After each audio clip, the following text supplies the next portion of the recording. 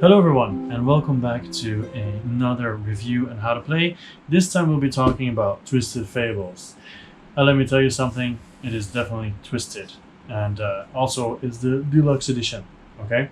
So I would really recommend you to go and watch the unboxing. Why? Because it came with an art book, and the art is crazy. It is super nice. It's also a bit disturbing at times, but really worth it. And the unboxing shows the whole book, so you can check it there. Anyway, so what is Twisted Fables? Basically, it's female fable characters with a completely different past, because everybody has a backstory, completely different past, and they're basically fighting each other. Okay, that is the game. It's just a deck builder, 1 versus 1, beat 'em up kind of style game. Okay.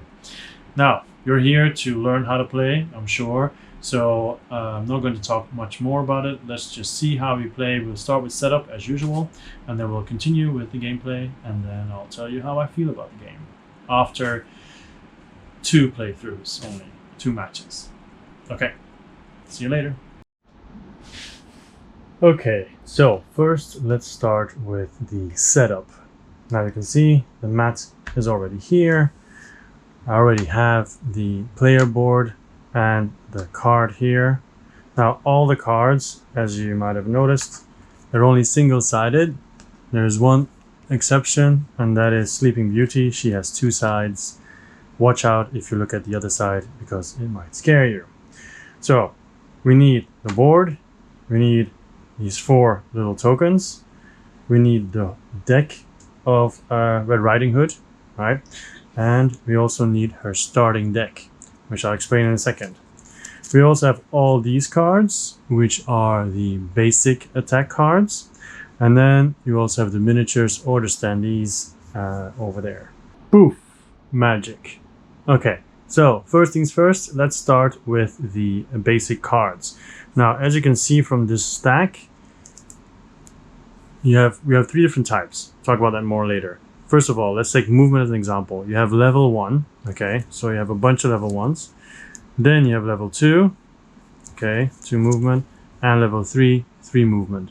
And you have movement cards, you have defense cards, and you have attack cards, and you also have a wild card, which is at the bottom, which looks like this. You can use that for anything. Now, we're still talking about setup, not rules. So what do you do with these cards? Very simple. You set them up, as I'm going to do right now.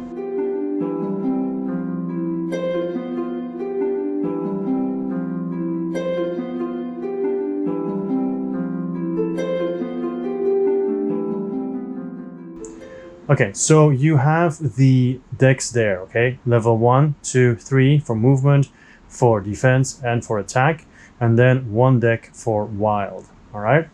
Then every player will get 3 cards of each to start with. So 3 attack, 3 movement, and 3 defense, okay? Now these are 9 cards, but you're going to start with 12. I will explain now where the other 3 come from. Then we have the deck of your character. Do not shuffle it. Don't shuffle your deck. The way it comes out of the box, it's already in order, okay? So don't shuffle it, don't mess with it, just leave it the way it is. Because on your card, it says here, your 3 different decks, okay? So the first one is pot shot, crack shot, overdrive burn, sniper shot, onboard cache. And also says how many. Pot shot 1, crack shot 2, overdrive burn 1, sniper shot 3, onboard cache 1. So if I look at the first one, pot shot 1, crack shot 2, overdrive burn 1, sniper shot 3, onboard cache 1. So that will be the first deck. So this deck will go next to your board, okay? Then you check number 2. Energy shield, electrified shield, blah, blah, blah, blah, and so on. So once again, the last is onboard cache. This is all about shields, okay? Energy shield, electrified shield, hooded system, Omega shield, onboard cache. Once again, the last one, put it next to the other one. And you can also see this is attack, This is defense. And this one is movement. Everybody has this. Every character has 3 decks: attack, movement, and defense. So in this case, Unleashed Ballistics, Unleashed Firepower, Transformed Senses, Unleashed Fury, Onboard Cash. Put this next to it. And then you have your 3 epic cards. Now, you can see I have more than 3. These are the 3 basic ones, and these are the 3 foil ones. They're of course the same. You choose which one you want to play with, okay? So I'll use the foil ones for this. Put these back in the box. The foil ones just go underneath, all right? Now, first of all, my board is a little bit low because I'm just explaining the game. Board should be here because technically there might be cards here later on, and there might be cards here, okay? So just in case, I'll move the mat up a little bit. Okay, so what do you need to do next for setup? You look at your character card, okay? Sometimes here, it might have a special rule for setup, okay? Let me show you Snow White for a second.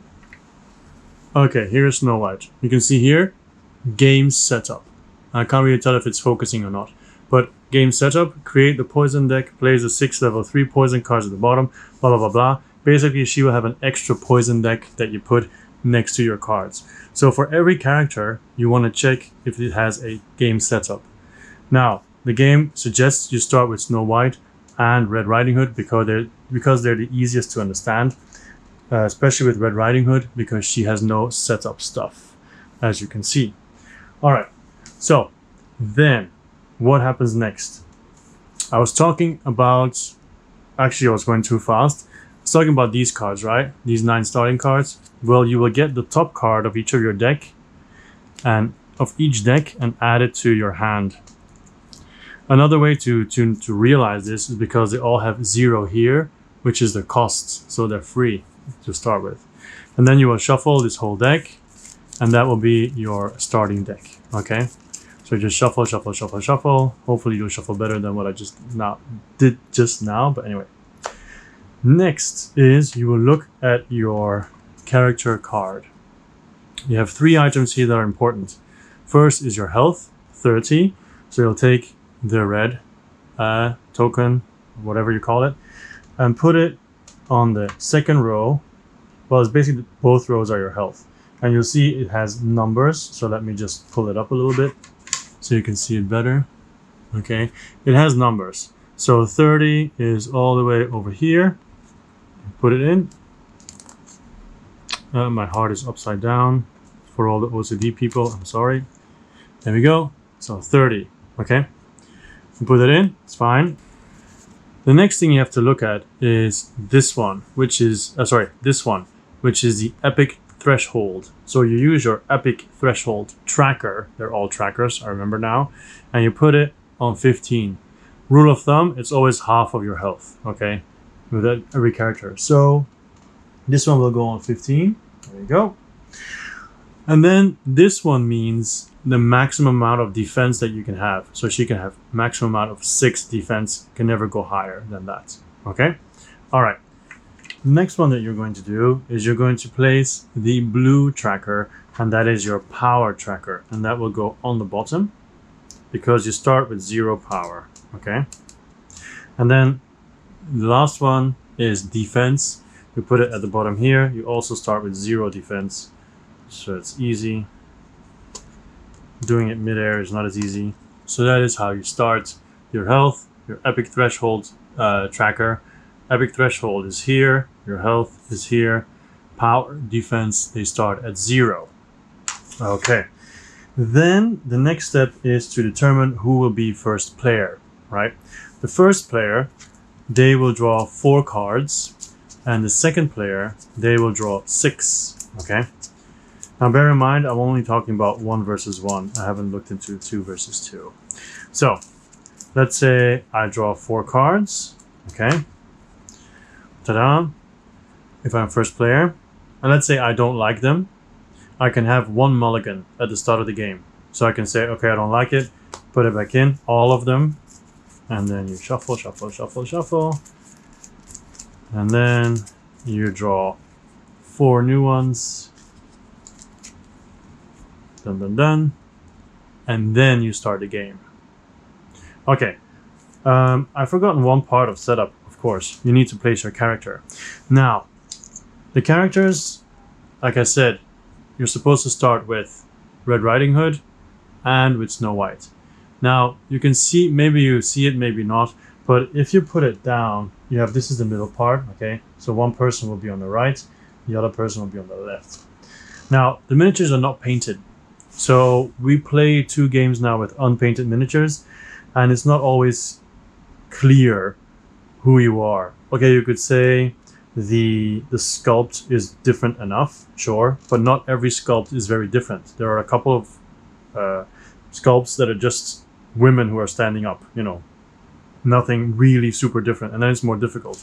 So I would suggest do not throw away your standees. I would actually suggest to use the standees because they're also a lot bigger, as you can see, to use the standees until you have painted your miniatures. Of course, if you don't want to paint your miniatures and just play with them, up to you. But it's in our experience, it's a lot clearer and nicer to play with the standees as long as the miniatures are not painted. So you start here, nobody's in the middle, and you're like this. Okay, that is how the game starts. So let's go over to the rules, shall we? Okay, so basically a turn of Twisted Fables goes as follows. You have 4 phases. First phase is the beginning phase, and then you're just going to resolve any effects that are still here that say at the start of your turn or that are ongoing, things like that. Okay, mostly ongoing effects that are here will then happen during the beginning phase. Then we have the refresh phase, number 2. Then you will discard all the cards that are in your play area. And also, because there might be the ongoing cards we're talking about, they will be removed. So no ongoing card will stay there forever, okay? When it's your turn, when your turn finishes and you have an ongoing card here, then it's the next person, then it's you again. And then in the refresh phase, which is the second phase, it will disappear, okay? And also your defense will go back to 0. So on your turn, you might have this defense 5. Then it's the other player's turn. They do everything. They might damage you. They might not. You might still have 5 or 4 or 3 or whatever defense. On your turn, it will be reset to 0. Okay? So you always have to rebuild your defense. Then the third one is the activation phase. And that is the meat of the game. That's where everything happens. Because there you have a bunch of actions that you can do. And then finally you have the ending phase where you will discard all your played cards that are not ongoing and draw 6 new cards, basically. All right, so what happens in phase number 3 in the activation phase? Well, you have multiple actions. The first one you have is the focus action. Now, the focus action, I have to say we haven't used it yet, but maybe it's more useful with other characters. During the focus action, you can decide not to do anything on your turn. You'll just discard your hand, but you can discard a card from, actually remove a card from your deck. So it's gone out of the game, okay? So, of course, that can help you thin your deck, you know, cull your deck, as we say in deck builder games. But then you do nothing your whole turn, so you also don't get any defense or whatever. So it's very risky because it leaves you open. Of course, I guess you could run away and then hope that they can't reach you, and then just say, and you might have shitty cards, and say, you know what, I'm not going to do anything, I'm just going to focus, get rid of the shitty card, whatever. So that is focus, okay? Next one is the attack action. Now, I have drawn these cards so I can explain some of them, but I'm going to imagine I'm second player and just cheat and take a defense card as well. So I have all the examples, and maybe I'll take this one as well. There you go. Yeah, put it like this. So, first one is the attack action.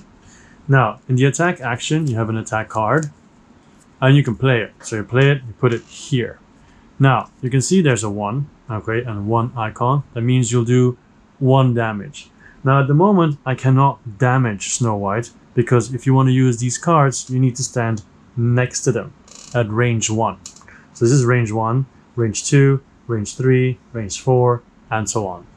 This is also a good time to tell you in 1v1, these last 2 spots here and these last 2 spots here, they are not used in 1v1. It's only the card-shaped spots with the fluorescent green sides that is 1v1. The circles at the edge, they are not used, but you can use them with variation, with some kind of expansion, but I'll explain that later, okay? Not now. So basically, you play an attack. Of course, I can't do that now, but if I were to stand here, I'll play an attack. I hit her for 1 damage, which she can block with defense if she has some. And more importantly, I get 1 power, okay? Very good. Now, let's say I have defense, because after the attack action, you have defense. So, play defense, same thing. Only this time, my defense goes up, and I get a power. So you can already see how it's gonna go here, because I could play movement. Let's say I played movement first, okay? That's another action. So I move in here, and then I can do attack as well. Defense, you can do wherever. Once again, movement, you move once in either direction, you get a power. Now, with movement, it's kind of like a tricky thing. Let's say I had a level 3 movement, right? And I have these 2 cards, and I'm here. Now, I can spend 1 movement and go here. That's fine. And then I can spend 3 movement, but I cannot do this. 1, 2, 3. Because once you spend movement actions, you have to do the full movement in a certain direction.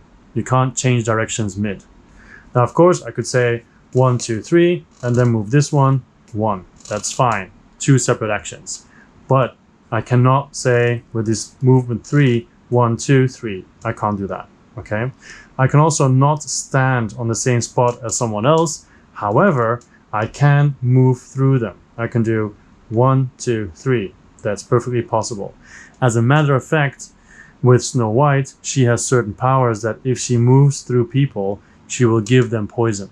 Okay, she will poison them. So that is also, of course, a very handy way to get out of a corner. If you're in a corner, you can just go through and run away. Okay, if that were to be necessary at one point. For example, Dorothy, the other character that we played with before, she can put someone in a corner and then smash them. And for every spot that you cannot move, like knockback, for every spot you can't move back, it turns into damage. So she is trying to put you in a corner and then just smash your face in, basically. Okay, so that is action, defense, and movement. Okay, so next up we have using a skill. Now, we already have these 2 skills, Energy Shield, Unleashed Ballistics, and I'll take the 3rd skill as well, Pot Shot, right? Those are the 3 skills. Now, what is special about a skill? First of all, you have the level, and also the cost, like this is 0. These level 1 cards, by the way, the basic cards, they cost 1, but I'll go over the costs later. So, you see the cost here, and then to use a skill, you cannot just play the card. Okay, you have to use another card with it. So for example, this is an attack skill, so I have to use a basic attack skill together with it. So what would that mean? It says range 1, so I have to stand next to Snow White. At the moment I can't use it, so let's say I'm here, now I can use it. Range 1, damage 1 plus the basic skill card, so this one. So this is 1 plus 1. So if this were a level 3 card over there, it would be 1 plus 3. Or if it's a level 2, 1 plus 2. And you can only use 1 card together with it. So I can't be like, oh, you know, plus 2. No. Only 1, okay? So of course, if you happen to mix it with a 3, that would be awesome. That would be maximum damage, okay? So you play these together. A very, very, very important detail is, even though you're playing this card, if you use it as a skill, you cannot get power from it, okay? So let's say this was not in my hand, but I used this with the attack together, then we would have 1 less power. Only these 2 would give me power. Let's say this is not here, because I didn't add it. Only these 2 would give me power. That also brings me to something interesting, actually, this move 3. If I play move 3, it's 3 movement actions. So I will get 3 power as well. Now, movement and defense, you can always play it. You will always get the power. Even though you might not be able to fully use it, you will still get the power. Now, how can you fully use it? Let's say I'm here, I have move 2, and I go here. I cannot stand on top of her, so I have to stop. But I will still get 2 power. Defense, you can always use. Even if you're at the maximum, you can still use the defense card and get the power. You cannot do that with attack. So if I'm here, and I want to play an attack card by itself, right, like this, I cannot play it because she's too far. I cannot play it, I cannot get the power. It's basically a wasted card. Unless, of course, I move in closer, then it would be doable. So, right, so those are all those cards and those actions. I'll give another action, another skill, sorry, one with movement. So let's say I take this card together with this card, right? So range 1, damage 1, knock back the opponent up to movement spaces, your choice. So this allows you to just push someone really far away and you do 1 damage. So to use this, you use this card, but as you can see this time, up to, sorry, this space, this refers to this one. So you will up to 1 space, okay? But up to, you can also decide not to push them back.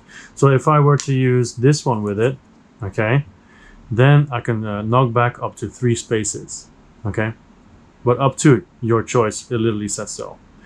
So I play that together and then I can do it. Of course, at this moment I cannot because I'm not standing next to her. But if I were to be here and I do this, it would be 1, 2, 3, push her all the way back or to whatever. Once again, if you play it together, you do not get the power, all right? Then the final example for Red Riding Hood, the energy shield, is in this case range 1, damage 1, defense. So ongoing, if your defense is not 0 at the beginning of your next turn, inflict 2 damage on an opponent in range 1. So basically, after you play this, it will be here and it will stay here until it's your turn again. Then you will check your ongoing effect and see if it actually happens or not. For example, if Snow White is there and my defense is like 1, 2 or whatever, it's not 0, I will do 2 damage to her. But if she's here, I can't reach her because it's a shield, right? It's around me, it's thematic. So, all right, what do you use power for? All right, well, before power, defense is pretty straightforward. Whatever damage you get, you lower it down to 0. Well, for every point, you lower down 1 point. Except when it says lose damage. If it's lose health, then you go down no matter how many shields you have, okay? Or how high your shield level is.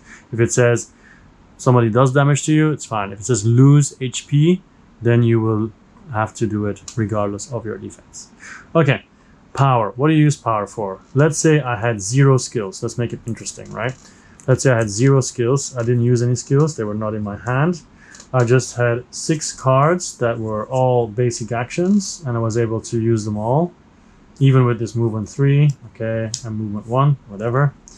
So I had 6 cards. I was second player, and I played all of these, right? Of course, this is later in the game. And here is also, I should mention that the 4 cards for the first player, it's only the first round. After that, everybody draws 6 cards, okay? Always. So let's say I spend all of this. This is 1, 2, 3, 4, 5, 6, 7, 8 power, okay? Then, my dear friends, you will go to the shops. You have 8 power to spend to buy cards. Now, you have your own decks, more about those later, but you can also buy the basic ones. Now, the wild ones, you can see here, they cost 2 power, okay? Movement, defense, attack level 3, they all cost 6 power. Very expensive. Movement level 2, defense level 2, attack level 2 costs 3 power, and then the basic level 1s cost 1 power. okay? They're very self-explanatory. You buy it, you put it in your discard pile, done, okay? That's it. Discard pile, not your deck, discard pile. Then you can also buy these, not your epic cards, but you can buy from these decks. Now, once again, you have an attack deck, a defense deck, and a movement deck.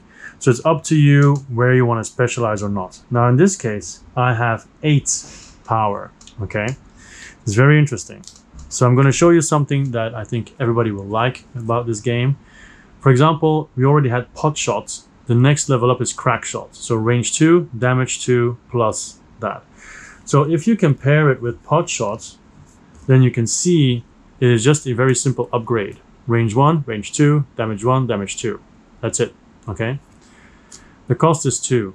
So let's say I have, what was it, 8? I spend 2 to buy crack shot. I spend another 2, because you can buy as many cards as you want on your turn. I spend another 2 to buy crack shot. So I already spent 4. Then I get, for free, Overdrive Burn. You can see it here. There's no level. There's no cost. These are twist cards. Okay, doesn't mean you have to go up, get up, and start dancing. But these are awesome cards that will go at the bottom of your board, and they'll be active for the rest of the game. And they will be passive skills or actions, or however you want to call it. So for example, this one, when you use a skill, an attack skill or a movement skill, you may discard up to 1 skill card from your hand. So skill cards, once again, they're these ones, okay? Not the basic action ones, these ones. So you may discard up to 1 skill card from your hand to gain damage plus X. X is equal to the discarded skill card's level, okay? So this little icon here, that is level. So you can see the shape here. So next one is Sniper Shot. Let's say I had Sniper Shot and I used this action. I just used Pot Shot, whatever. And then I just decide to discard Sniper Shot. That would add 3 damage to my action. Okay. All right. Now, this is a very good moment to tell you when it says gain damage, it means you get damage to deal out. Okay. You are doing damage. It's not you are being damaged. All right. Because gain defense is like, okay, you get stronger. But gain damage, it still means you're damaging other people. Okay. It's not you're hurting yourself. So this would go at the bottom, free. So we spend 4, right? We still have 4 left. So I could potentially also buy a Sniper Shot, which is once again a upgrade from crack shot, range 3, range 2, damage 2 plus, damage 3 plus. Now, once again, Red Riding Hood is one of the easier, simpler characters, okay? Other characters might have more text added and more special abilities added later on. So let's say you buy all the Sniper Shots, right? They're all gone. Of course, you cannot now, but let's say later in the game. And then you will unlock onboard cash. Now, I don't know if you remember during the setup, but I said onboard cash 3 times, all right? Because there's one at the bottom here, one at the bottom here, one at the bottom here. So these ones are also twists, but the bottom ones are way more powerful. For example, action. Place a card from your hand onto this card. There can be no more than 1 card stored on this card. The card stored here will not be discarded at the end of your turn. So basically, you're taking a card from your hand that you decide not to use. I'm going to keep it for next round and then pick it up, and then I'll have 7 cards with this one. Hopefully I can combo this better. So this is really powerful in like a hand where you can't use something. Just put it on here. Next round, you get an extra card, have a better turn.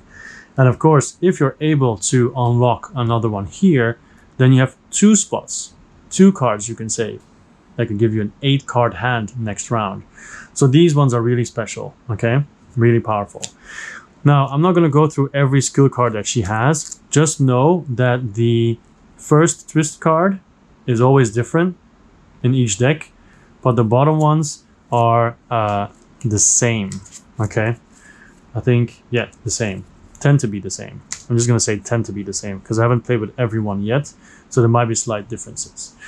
Okay, now, one other thing that I should say is the power. So what I just did, spending power, is called the power up action. Okay.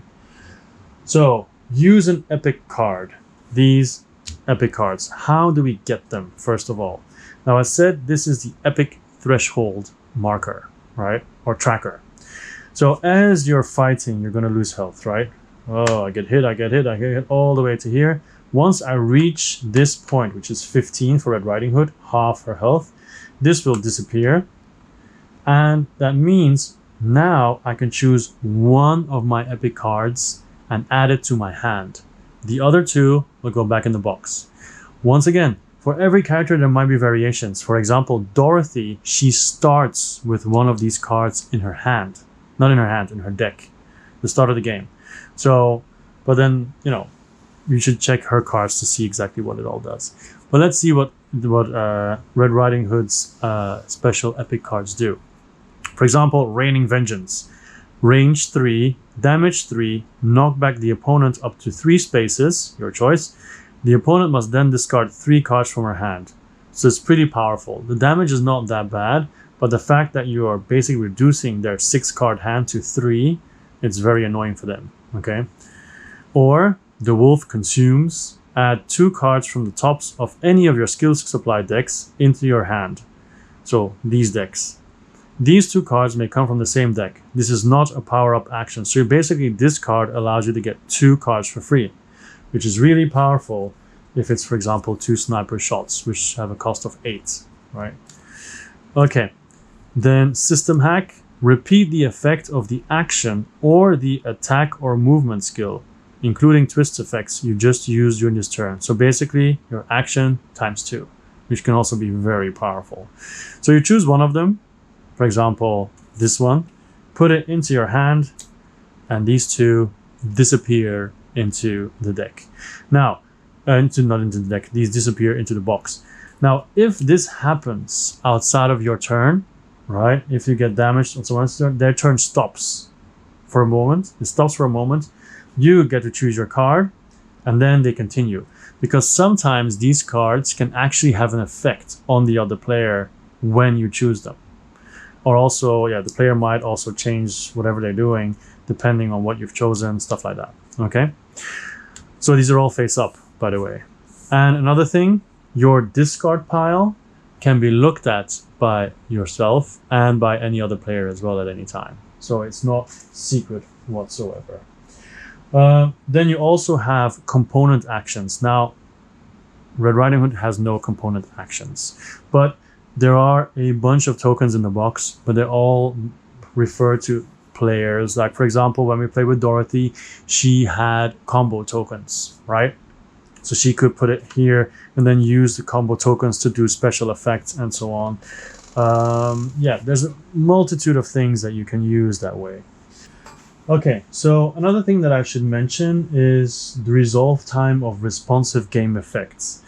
Now, for example, Red Riding Hood has a card that allows, I don't know which one exactly where it is, Hooded System, is it? I think it's somewhere maybe here. Hooded System, no, is it here? Hooded System, yes. Hooded System. So she has this card which says, each time your opponent inflicts damage on you, you may discard up to 1 skill card from your hand to reduce the damage by X, and X is equal to the discarded skill card's level. So for example, I get hit for 5 damage, but then with this card, I can use this card to discard Sniper Shot, which is in my hand, which is 3, so it will reduce it by 3, so I take 2 damage, for example. Now, what does it mean, the resolve time of responsive game effects?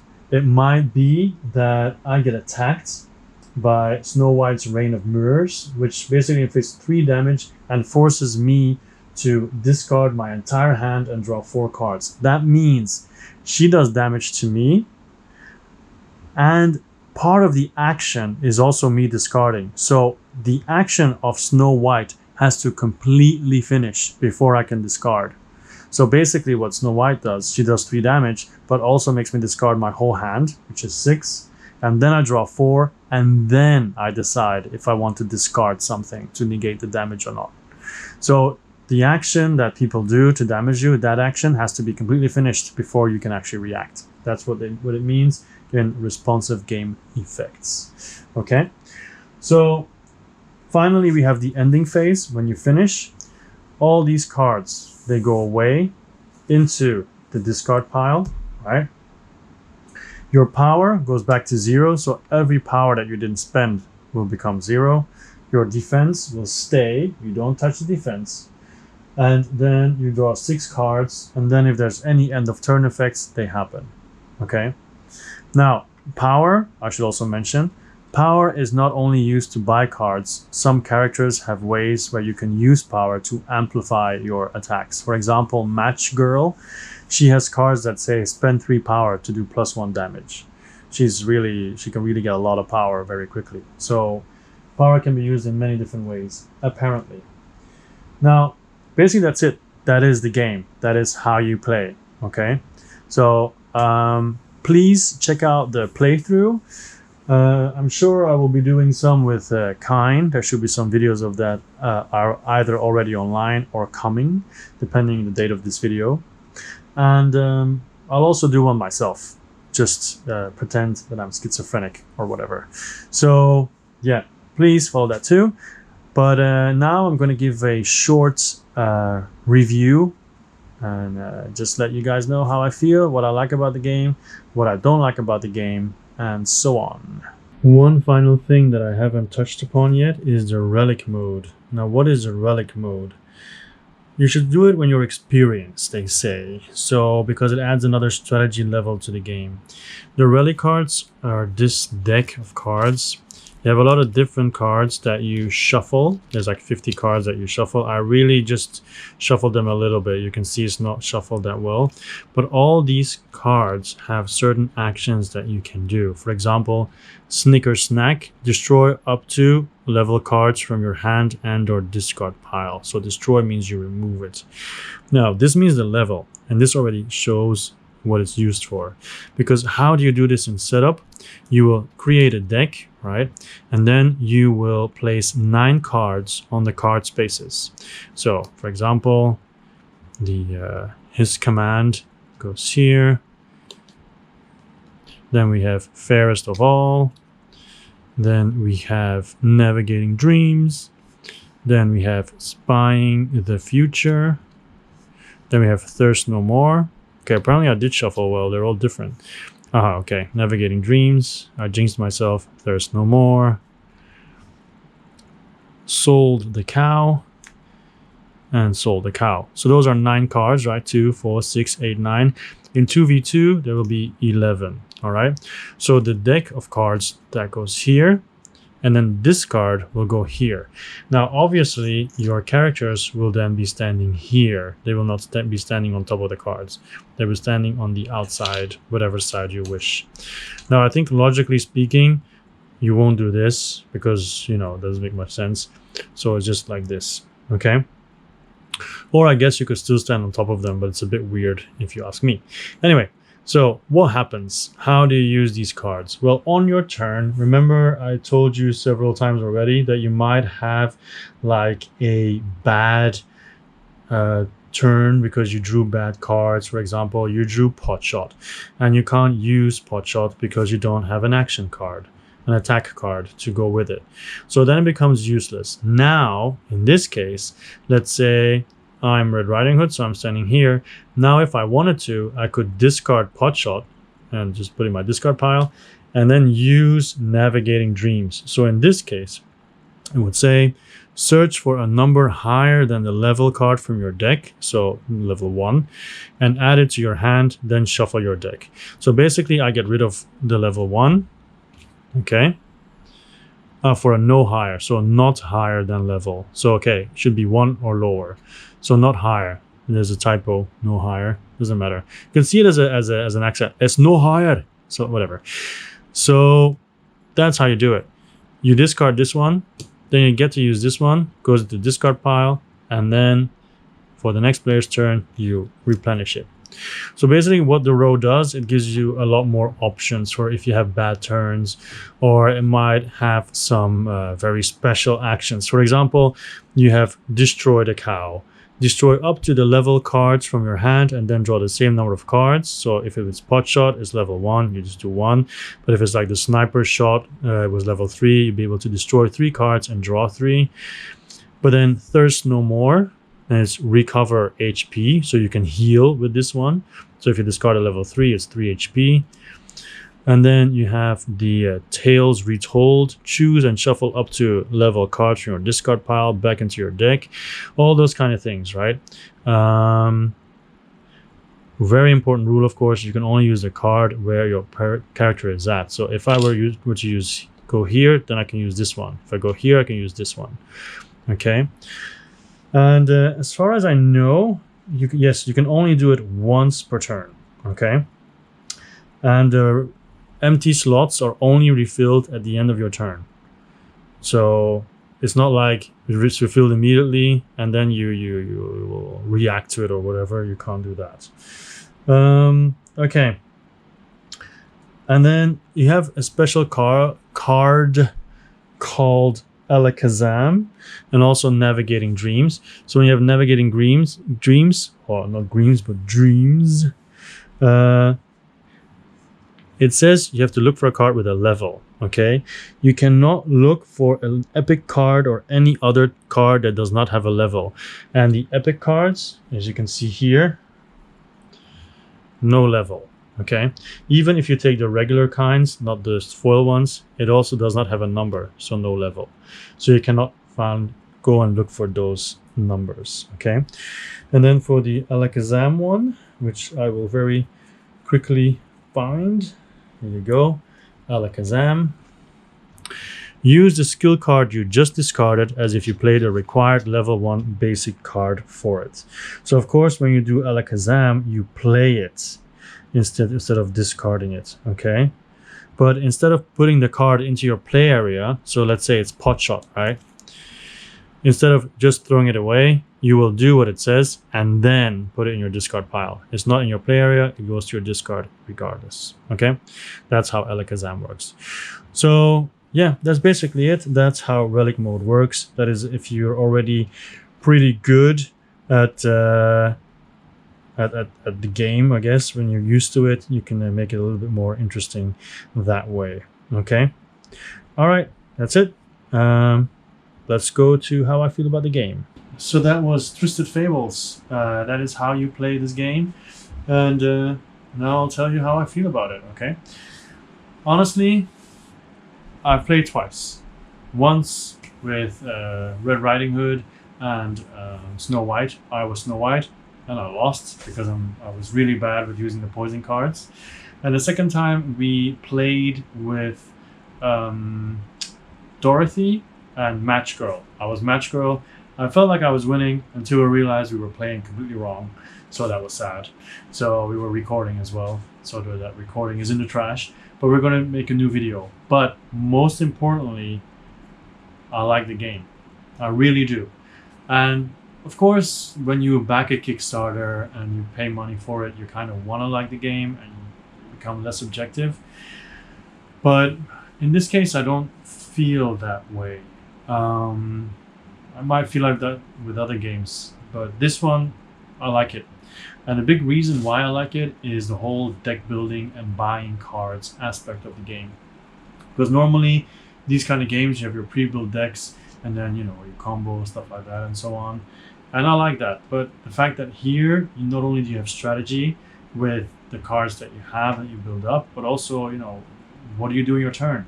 Are you going to use all your movement and action cards and everything to actually move and get power? Or are you going to attach them to skills, but then you don't have power to buy new cards? Or are you going to use your power to amplify your attack or whatever? But then once again, you can't buy cards. But if you buy too many cards, your deck will be too big, and then there's so many ifs and so on and so on and so on. And also the movement of the characters. I mean, every character so far, okay, I've played 2, and I've seen 2 others play as well. They all feel very, very different in how you play them.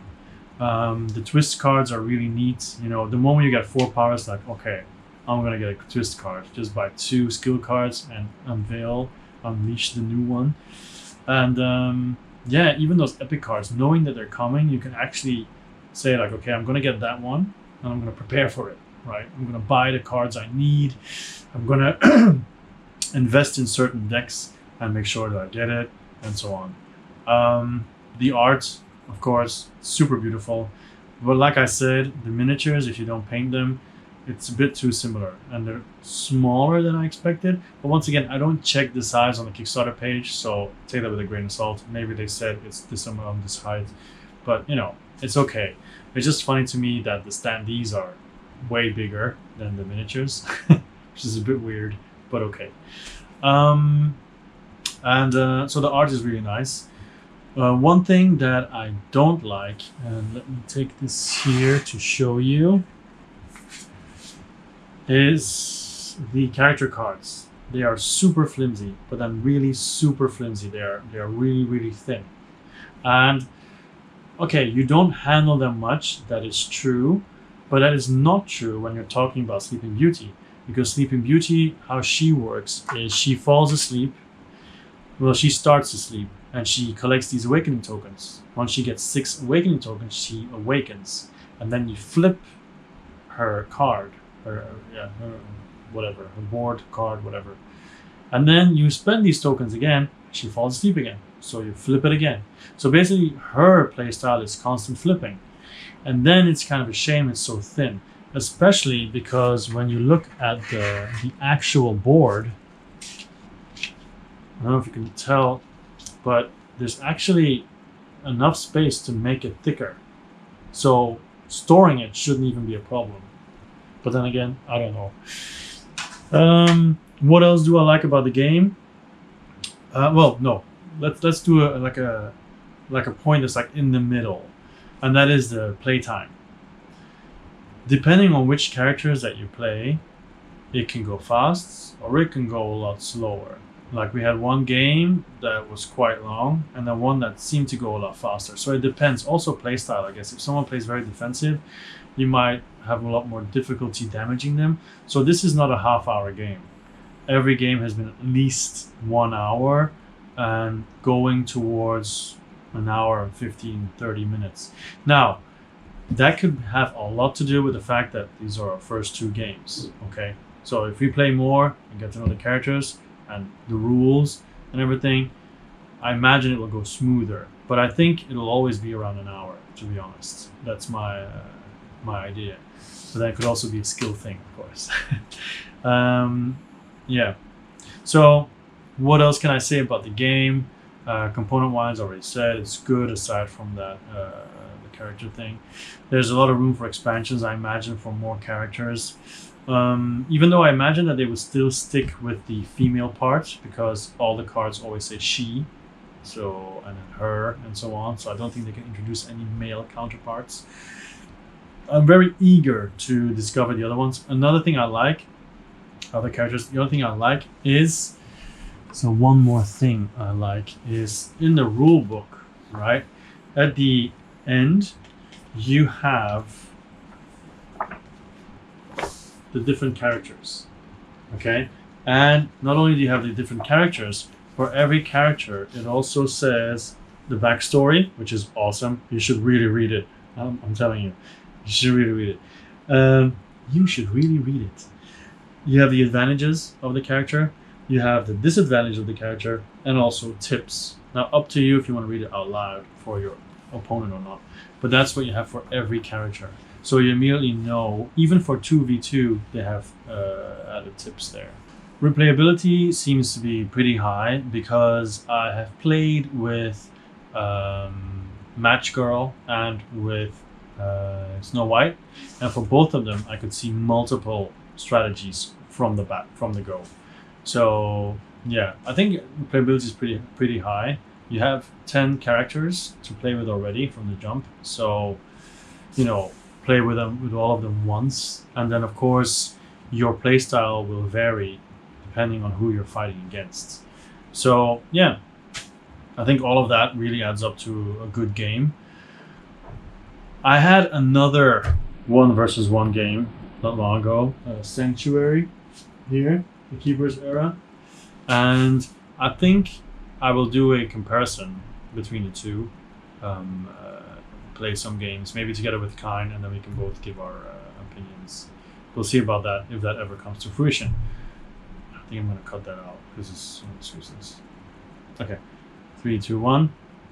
I have another card game which is Sanctuary, all right, which I also made videos of. It's also 1 versus 1, but plays completely different. And I think at this moment, this one appeals more to me. Just because of the deck building, you buy the cards, it's added to your strategy. And in the beginning, for example, the focus phase, where you basically waste your turn to discard to get rid of a card, I thought in the beginning this is useless. I'm never going to use it. But then in my last 2 games, I've had turns where the cards that I drew were rubbish. Like I might have 2 attack skill cards. And then maybe 3 movement and 1 defense. So I could use the defense to work 1 power, and I can, okay, maybe it's useless. No, sorry, it's a bad example. A good example would be, I have no movement cards, only attack cards, and I'm 2 steps away from the enemy. That means I cannot use any of the cards. It's just useless. And then you could say, you know what? I'm just gonna focus, get rid of one of the cards or whatever, and then move on. Because there's a lot of characters that put cards into your decks as well. So that would be one way to get rid of one of the cards and remove it from the game even, so they can't reuse it. Anyway, I'm going too much into specifics now. Yeah, I like the whole thing. I like the way defense works. I like how the power works. I like the epic cards as well. Even though your first couple of games you might just be like, I guess this is okay. You might not be on top of it, but that's normal. You'll get used to it as you play. Yeah, nice game. I haven't played 2v2. Don't know if I want to, but might give it a try anyway. I don't know the rules, so I'm not gonna say anything about that. I think that's it basically. Very happy with the game. So far, it was worth the investment. It's very unique. Art-wise and gameplay-wise as well, I feel. And yeah, if you like what you've heard, maybe check it out. Maybe snag a copy somewhere if you're able. And that's it. Okay. I'm not gonna give a rating. I don't do ratings. Screw ratings. I like the game. You know my negative points. You know my positive points. That should be it. My pros and my cons. That should be enough. Check out the unboxing for sure, and check out any type of playthroughs. If they came, I don't know. There's none at this point, but I'm planning some. Okay? Alright, that's it. That's me out. I was Joachim. This was So Many Games for Little Time. See you next time. Bye-bye.